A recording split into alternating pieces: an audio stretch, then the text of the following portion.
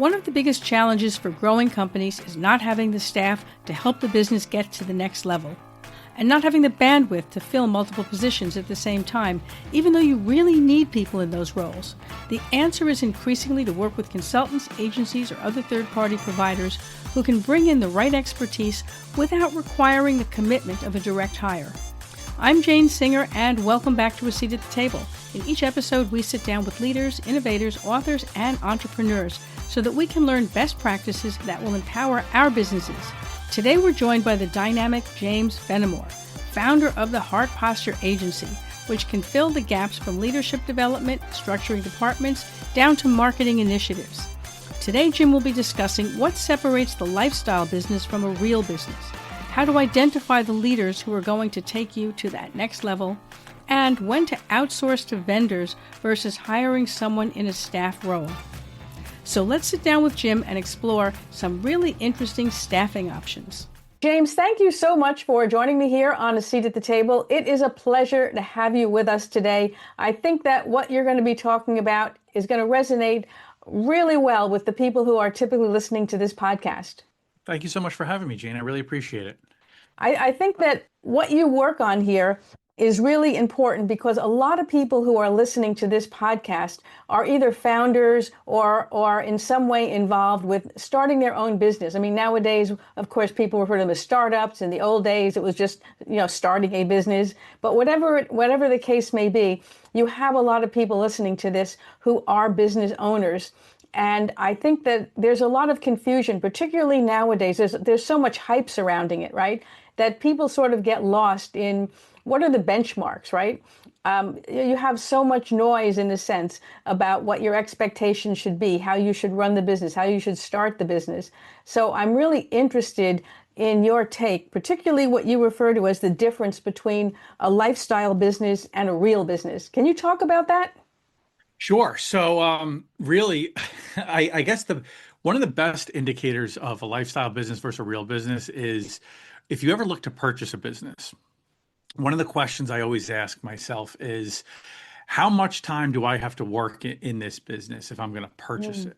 And if it's going to cost me 50 hours of working in the business, like in the operations, am I going to have to do the sales? Am I going to have to do the managing, the scheduling? If I'm going to have to do all that, I bought myself a job. That's what I did. Right. I bought myself a job. And that's perfectly fine, by the way. I'm not saying that's a wrong thing. That's what I did. I bought myself a job. So you need to, I think, first establish, like, what do you want for yourself? Do you want to give yourself a job, or do you want to give yourself an opportunity to grow? Because if you're giving yourself a job, you gave yourself a job. And at best, you could give yourself a decent amount of revenue that you can invest and let other people hopefully make you additional revenue streams. But if you have a business now that you have cultured and that can be run by others, then you can take what you've learned and the attributes that you've built and the business that you've built, and now you could start maybe building another business, or kind of maybe even just go on a vacation maybe once in a while, or turn off the email, once in a while. I mean, for most people that like to build, that's a really hard thing to even think about, but it is something that I've talked to a lot of people, maybe when they start to have children and they or their wives start to finally say, look, I've done this for 10 years now, enough is enough, or their husbands for that matter, because we have a lot of females that have knocked it out of the park, which is such an awesome part of being a part of 2026 these days. And eventually, like, the marriages are like, okay, I've stuck with you for 10 years of doing this. Now it's time that we get to enjoy our marriage a little bit. No more 40-hour work weeks by Wednesday. Let's have a 40-hour work week by Friday, maybe once in a while. So it's a really interesting dichotomy of do I have a job or do I have a business? And honestly, it's preference. Because some people do want a job, and that's totally fine. And you can have a job and make a ton of money. So it's not even a financial thing. It's more of like, how do you feel secure? Because there are a lot of people that can never let go of control.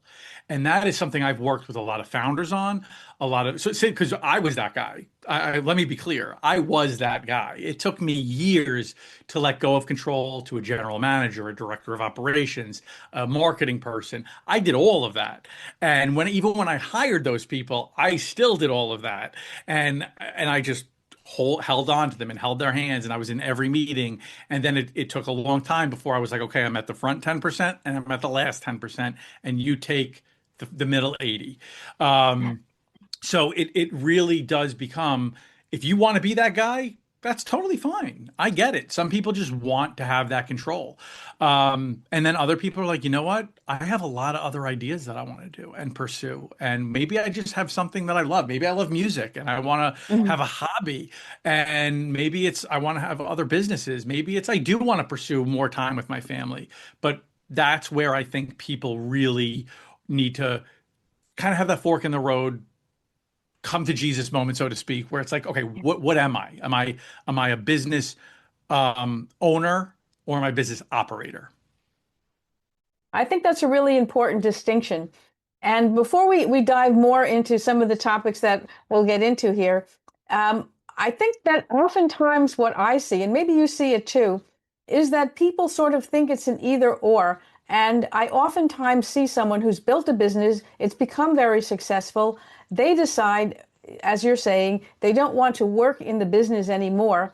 They completely pull back. They say, okay, I have good people on, let them run it.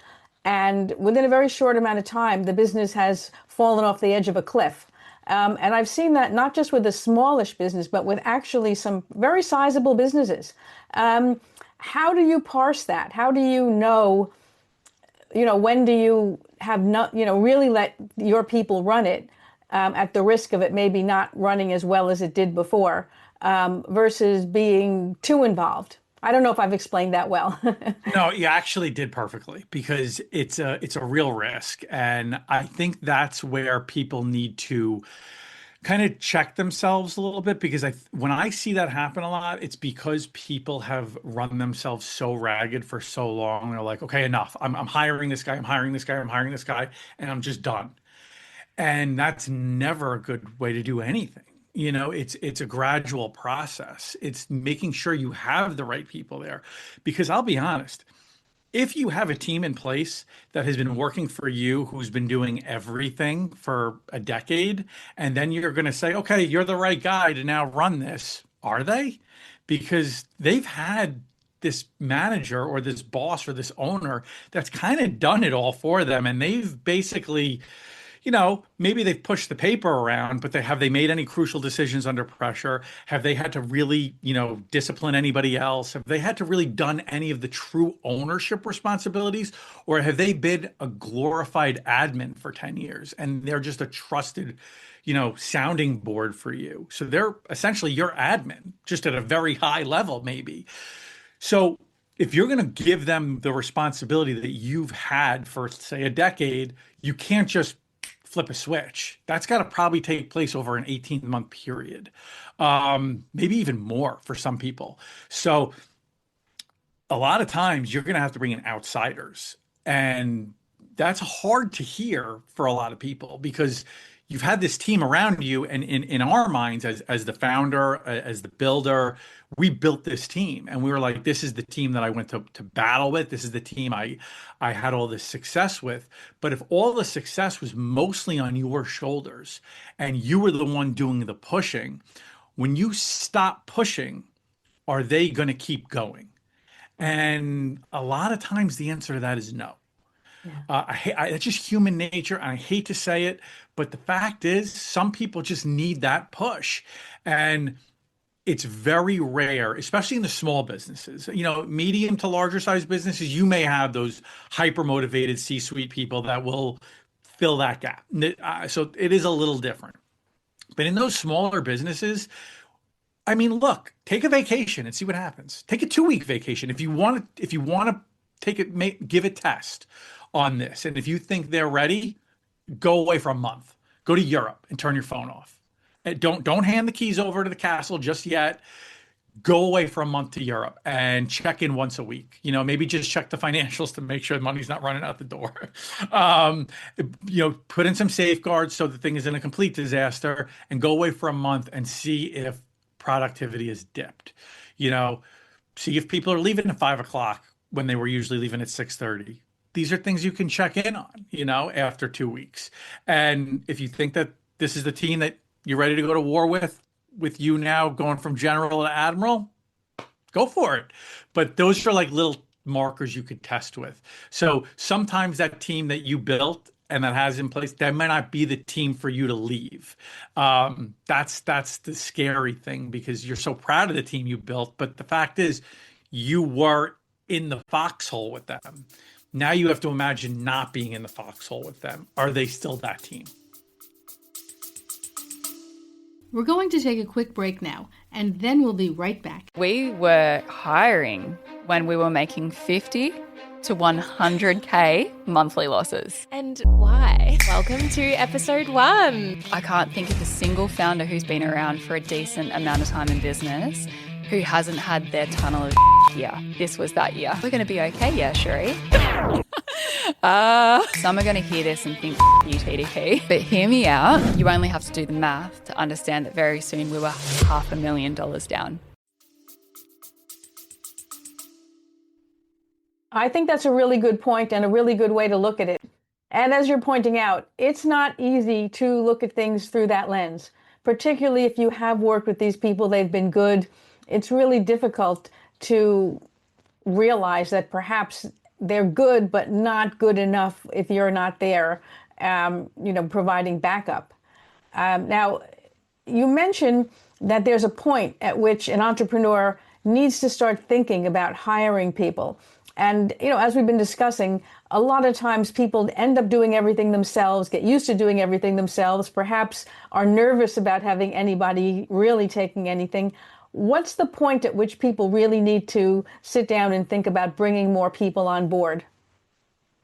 So it's different for everybody, because there are people that are just absolute machines that just, they refuse to give up control, and they can do it, right? They love working 15-hour days, and they're just, that's what it's all about for them. They want to work full day Saturdays, partially Sundays, and that becomes their life. So and also work-life balance, as far as, are you married? Do you have children? Like these are all different elements.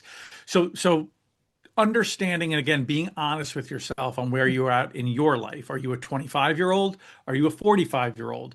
Do you have small children? Do you have older children? Like, where are you in your life? These are real questions that you need to ask yourself. But really what it comes down to is, I think personally, when it comes to the business question, is scalability. When are you hurting the business? When are you, the founder and the entrepreneur, hurting your business? And for entrepreneurs and for the owners of the companies that built these businesses, I think when you ask yourself that question, maybe in a more loving way for some of us, maybe in a harsher way, depending on your personality. And when I work with them, I kind of feel it out, and I'll ask them how they need to be asked. It's a very good question, because this is your baby, and you're like, I just want it to succeed. So maybe the inverse would be, how do I get it to succeed more, instead of, am I hurting it? So if you feel like you've taken it as far as you can take it, it's like, I need to make more sales. I need to have more output if you're doing, production, and the production is slowed, whatever it might be. At what point have you now slowed down your output? That is where you need to start really looking. If you have the foresight, and it usually will take a second or third company, you might be able to anticipate this at like the 80% threshold. I could see us starting to slow down in 6 months. We're going to need to start talking about hiring. We have the money, we have the cash flow. We're going to be able to do it. Usually on your first business, you're going to hit a wall, and then you're going to kind of backtrack. The good news is you'll probably have the cash flow at that point. But I think a good way to look at it is, are you hurting the business? Or are you not able to make it grow, if you want a positive spin on it? And once you hit that marker, then okay, I am now impeding the growth of my company. I'm not now helping the growth of my company. And honestly, it's a hard moment for a lot of us to look at because how am I built this. This was my blood, my sweat, my tears, my sleepless nights, my 4 a.m. wake ups. Like, how am I the one that's now holding us back? But sometimes you are because you're refusing to, again, bring somebody else on, release, increase the team, spend the money. This is a big one for a lot of people. We don't have the money. We don't have that. We're scared to invest in people or in processes. Now, of course, with the AI boom and everybody has a million different AI tools that they want to spend money on. But spending the money is another way. People are scared to spend the money. They're scared to invest $150,000 on a director annually. And I get it. I mean, because 2 years earlier, that might have sounded ridiculous to spend that kind of money on somebody because that was your annual revenue. So, but sometimes growth is that quickly for these companies. Yes, absolutely. And I think you're right. I mean, oftentimes the guy who got the company to a certain point is not necessarily the one who can get it to the next level. And that can be hard to reconcile yourself with.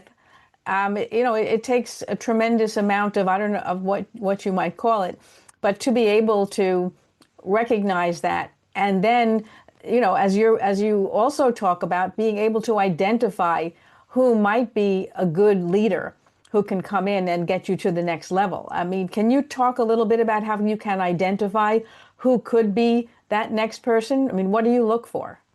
Sure. And the first thing I do, by the way, is when I'm in that scenario with people I work with or even myself, I'll look at the things that I do.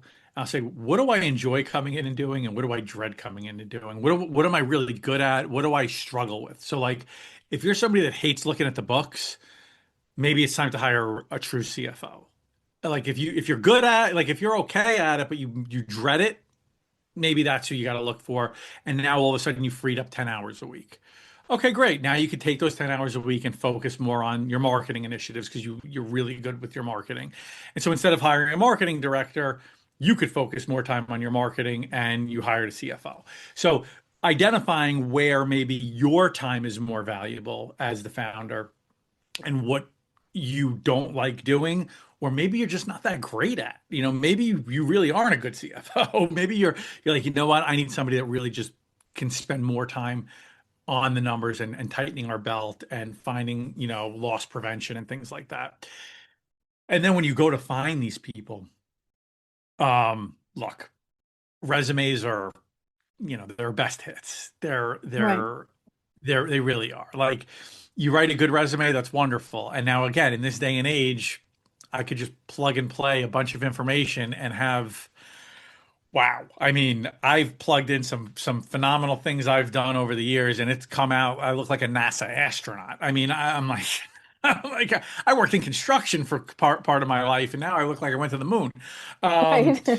so it's like the way these AI tools are able to reword things. It's unbelievable. So, um, and again, references are another one. It's like, well, who are you going to list? You're going to list people that are going to talk about you favorably.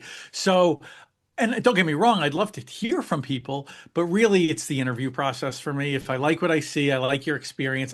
Obviously, I don't love to see jumping around a lot. But I'm never adverse to it if I see something that jumps out at me. Um, because if you can explain it to me and give me a good reason why, and you have references attached to those positions, then I might go talk to those people, right? Then I might have an interest in it. I do like a little bit more longevity, but it's really about the interview process for me. Do we mesh? Do we jive? What is your vision? Um, and can you really interact with the team? Do you mesh well with the team? I early on in my career, one of the first companies I actually was the first one that I started. I had a really big sales guy. He was my top sales guy, and he accounted for about 40% of my sales. He was miserable. He was miserable, and he made everyone around him miserable. And I it got to the point where I we had to let him go. Like I just had to say goodbye. And this was 6 months into my business, 40% of my sales. Um, and he was going to take them with him. Made no bones about it. They were not staying with me. But he made just the whole office, like whenever he came in, it was like a dark cloud came over the office. And he did things too that were just not great. Like he would put folders in at 4 o'clock on a Friday that the accounting office was waiting on to get work done. And it's like, come on, man. Like you've had these just sitting in your desk. They could have been in at 9, and now they're going to stay till 6:30. And it was a real scary moment. But when I tell you, when I did that, my office went off like a rocket ship. We made up in new business those sales in 6 weeks, because everybody just worked so much better and so much more positively. And like, just, it was such a lighter atmosphere and people were happier. And like, just the way we all kind of came together because that dark cloud was gone. And we were a small office. We were 11 people at that point. So, I would never underestimate what the right person in an office will do. The right attitude, the right personality, again, especially on a small business scale and a small team. So even if you're a large company, if you put the wrong person on a team, what that does to productivity, what that does, like, I really think people get hung up a lot of times on credentials, on resume building, on even education. If that person is not the right fit personality wise with a team, that could torpedo productivity. I mean, torpedo it. And this was just my 6 months in, the prime example of what happens when you eliminate that person. Now, imagine if I was able to then put in a top sales guy with that fit in. I mean, forget about it. So, really, I want to see somebody that I think is going to fit in well with our organization. Yeah, I think that's really important. We oftentimes overlook that and we're looking just at performance, right? Just at data, so to speak, and we forget about the interpersonal dynamics.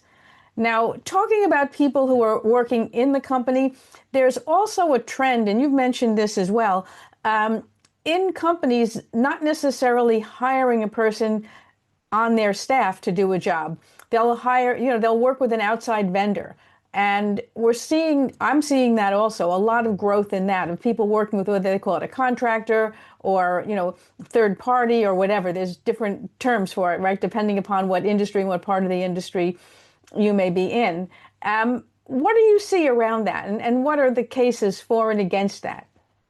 Yeah, so this was a huge part of my businesses in the past, especially when I was up in New York, that we used a lot of contractors. We just didn't have a choice. Part of that was because in some cases we were labor driven, where we needed extra labor and we needed contractors. We just couldn't find the labor, honestly. I'll tell you, from some instances, it is great because when you're in a state that has a lot of labor laws, it protects you quite a bit. Like you don't have to worry about a whole lot. And for insurance reasons, for lawsuit reasons, like it's very much, if it's how do I put this? Isolated tasks, I would say it's very easy, and I would recommend it as you're scaling, because there's very little training, there's very little investment that has to go on. And the beauty is, you don't have to waste your time hiring and firing and training and going through that whole process, because that's arduous as a growing company. If you're constantly, going to market, looking for people, you don't have a robust HR department that's constantly putting ads out there and constantly looking for new people. So if you're looking for, again, just basic level people to help fill gaps for you, using contracted firms to do that stuff for you is going to be helpful. Where it gets silly is when you start getting into like real positions. Then you just start to hurt yourself. You really do. If you're going to use contract labor or contract positions, because every time somebody new comes in, they're going to do a different procedure. You're going to have to retrain them, and it becomes a whole new way of going about things. Now, if you're talking about hiring people from outside, to for a big position, obviously we've talked about that. That's different than as opposed to promoting within. Sometimes you just need to find the right person. But I would say from an aspect of whether you're talking about labor type of business versus office type business, labor, I would recommend it more often than I would do in a office setting.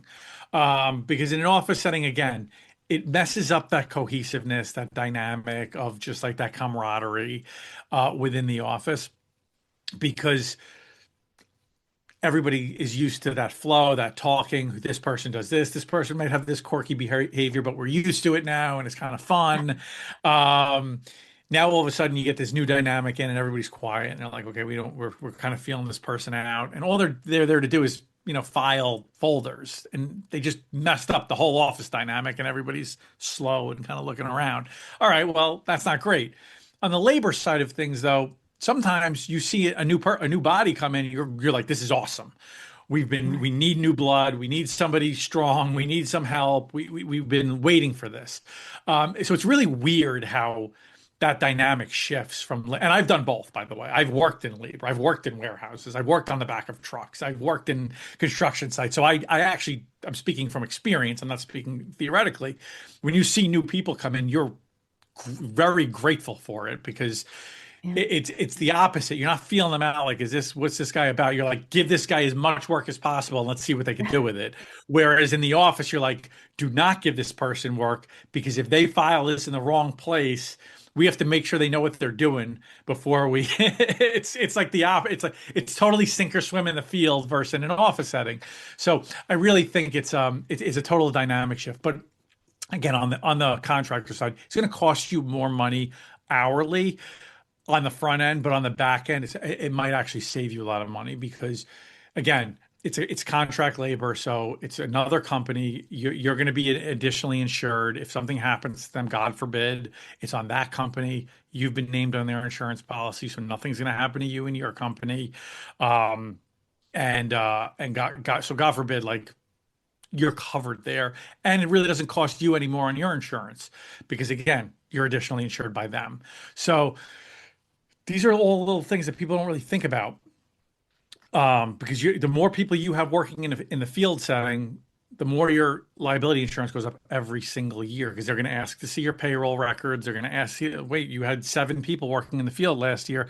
This year you had 15. We're going to just double your policy now. So if you had a $300,000 year insurance policy last year, well, it's $600,000 a year now in liability insurance.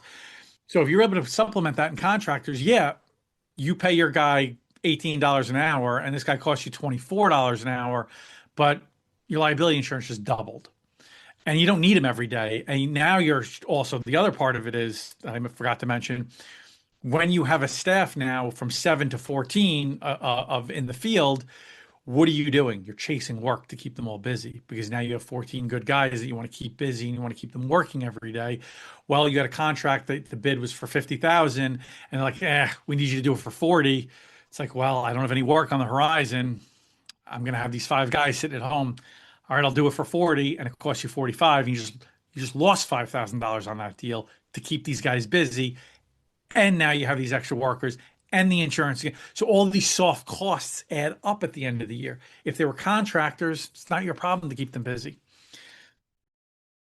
Yeah, that's such a good point. And I think you're right. A lot of companies are starting to realize that in a sense, previously, a lot of companies, there was an ego side to having huge staff, right? To being able to have, tons of employees. And now I think a lot of people, as you're pointing out, understand that actually the cost of that is huge, especially if you're a US-based company where you do have, a tremendous amount of liability that you carry. It's a lot. It's a lot better to be able to work with contractors, as you're saying, when you can. And give yourself that agility, so to speak, right? To scale up, to scale down, to make staffing changes as you may need. If the business needs a different kind of a talent, you're not stuck with somebody who you then have to go through the, painful process of letting them go. So I think it's a really interesting way to look at how to scale a business nowadays, to how do you remain agile in a very uncertain economic environment. Yeah. And look, you're also helping other businesses. Like I think being a contractor is a good business for some people, because all they want to do is run like their labor Right. pool. They don't want to be marketing. They don't want to be front-facing salespeople and quoting giant jobs. They don't want to be doing all this. They just want to say, "Hey, I have a labor pool. I have some office workers, and I have some labor workers, and my marketing is I'm going to walk into your office and tell you about them, and that's it. And that's what I want to do, and that's wonderful. And you get to then give another business an opportunity to be an entrepreneur, and you're helping other businesses. So it's not like these people are still getting paid. They're still getting benefits. It's not like you're doing anything underhanded. Everybody still has a job. Everybody's still getting paid. Everybody's still getting wages. It's just a different way of going about it. Yeah, absolutely. Very different. And, probably one of the ways that companies will survive, at least in the near term here. Now, you talk about marketing. I think that's really interesting because when we're talking about companies that are going from entrepreneur stage, right, to scaling and so forth, oftentimes we don't really talk about that, right? We're oftentimes talking about, as we have been, about hiring the right people, how many people you need, and, finding maybe even a succession plan. But you also bring up marketing and talking about what you need to do, particularly for people who tend to rely more on a handshake kind of a scenario. Can you tell us a little bit about what you're seeing there? Yeah. So, I mean, it's 2026 now. So I got freaked out in about 2019 when I I used to work for in one of my businesses. We worked for major furniture companies. I'm like the major office furniture companies. We would build out all the office furniture for major offices. So like Citigroup, JP Morgan, Amazon, Google. And one of the major lines that does these revamped their entire sales staff and just did marketing. And I said, wait, so they don't have salespeople anymore? Like they don't have like people going out there and doing handshake deals and dinners and steaks, and they're just going to do marketing. Now, look, that lasted for about 18 months, and then they started bringing back salespeople. But their point was they saw the change happening, that marketing is different now. It's not just handshake deals in the back, but they overshot the mark by a long shot. But it's a hybrid. It's still a hybrid. It's always going to be a hybrid, and it's always identifying the market you're in. And I think that's hard for a lot of entrepreneurs to hear. And I mean that because it's very easy to get caught up on going on Instagram or going on, TikTok these days and seeing, really amazing people like a Gary V or, some of these other creators where they're talking to you about Facebook ads and, going on lives and talking about your product and hitting podcasts, which is all awesome. And I recommend everybody does it. But if you understand your business and there's nobody on Instagram, is that going to help you? So are you investing too much time doing this? Should you be just DMing people on LinkedIn and asking to have a cup of coffee? Or should you be sending people LinkedIn to, some marketing funnel to a website? Like which one is going to work for you? So it's a lot more about identifying what your niche is in your business and in your marketplace than it is about an overall marketing campaign. And that's hard for some people to hear because a lot of people, when they start, especially the younger people, think they're going to get on TikTok and they're going to just scream into the phone and talk about, come hire me to mow your lawn and I'm going to come. It's like, well, that's not how you get people to hire you to mow lawns. You know how you get people to mow your lawn? You go ring their doorbell. That's how you're going to get people to hire you to mow their lawn. But there are ways to get people to hire you on TikTok. There's just, if that's the way you want to market, find those businesses. So for some people, before you decide on the business you want to do, if you're so, kind of determined in the kind of marketing you want to do, maybe you should go into those businesses because there are some people like, this is the marketing I love. Well, find the businesses that align with the marketing before you get into the business. So, but if you're already in the business, you got to understand your marketing initiative. Like a lot of construction companies, because again, I do have some background in construction also, you're gonna get nothing from Instagram, from Facebook, from TikTok, even from LinkedIn. You're not gonna get a whole lot. You'll get maybe some meetings from you're gonna have to do a lot of DM farming, but it's regional. So it's a lot of word of mouth. It's a lot of marketing events. It's a lot of going out to like charity events and meeting people in person and doing like the 1980s, 70s, exchanging business cards in smoky rooms. Like that's still how business is done. And I hate to say it, but I'm 43, so I'm like shaking hands to both generations here. I hate to say it to our younger friends, but like you got to get out there and you got to do it. And if you got an older generation person to show you, let them show you how it's done because that is still the way of the world in some of these businesses. And for our older people, in some of the businesses that you've been so accustomed to, like if you've got a restaurant, if you've got an ice cream shop, if you've got things like putting up flyers in a local place is probably not going to do it for you. Getting on Instagram and knowing how to geofence, your area and bombarding that place with local ads, that's a great way to get your messaging out there. So learning your market and how to market to that market is, I think, important. So the handshake deal is not done. It's still there, I promise. So for people that don't love that, still in a glass of whiskey and a smoky room. Well, not a smoky room. Those are gone. Those are gone. Yes. But a glass of whiskey and a handshake is still a thing. But a lot of these companies still are doing the social media is also still definitely not going anywhere. Yeah, I think it's a really valid point because I think that there's been so much hype around social media, right? You do have a lot of online gurus, and they present it as something that you just post on social media and you'll get business. And it's good that you're pointing out that, first of all, that's not the right strategy for every business. You have to understand your niche. And at the same time, it's a tremendous amount of work to be able to create that online momentum. So it's free in the sense that you don't get charged to upload anything, but at the same time, the time factor in it is not free.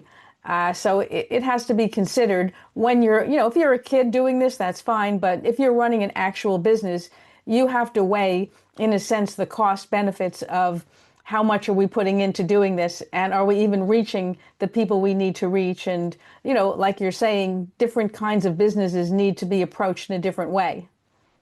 Yep, without a doubt. And it's just important to just know, where your market is. That's all. Just Yes.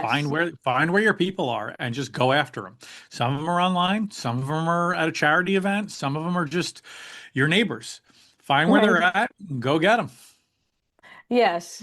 Yeah, absolutely. I think that it's difficult for people without a lot of experience in this to try to separate the hype from the reality because you look at everybody who's, touting this, that, or the other thing online, and it all looks like, oh, you just do this or that, or results come very fast, and oh, you just hire people to run the business, and then you can relax on the beach. And when you actually get up close and personal with people who are running successful businesses, it looks a little bit different.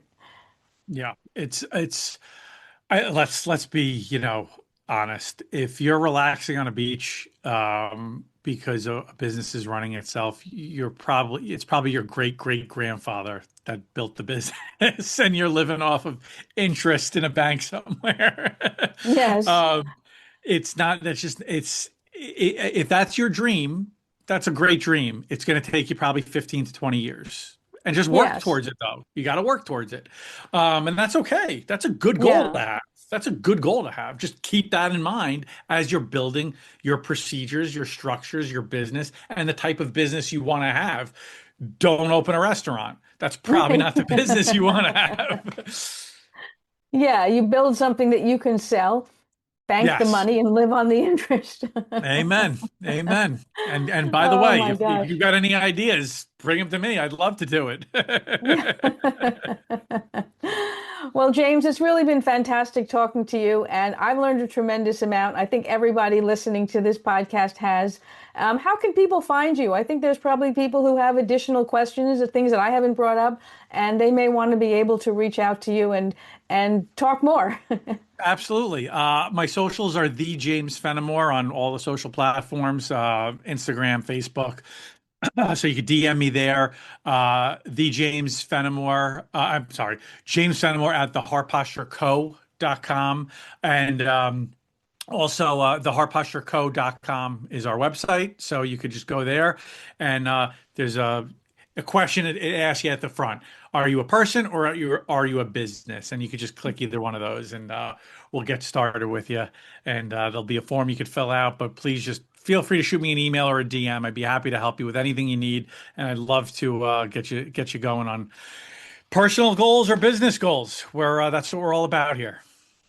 Well, fantastic. I'm going to include all those different links in the show notes if you are listening to this on one of the podcast channels, or it'll be in the description area if you are catching this on YouTube. So you'll have the exact links to be able to connect with James and take the conversation forward. I would encourage everyone to do so. Thank you so much, Jane. It's been such a pleasure talking to you. Yeah, thank you, James.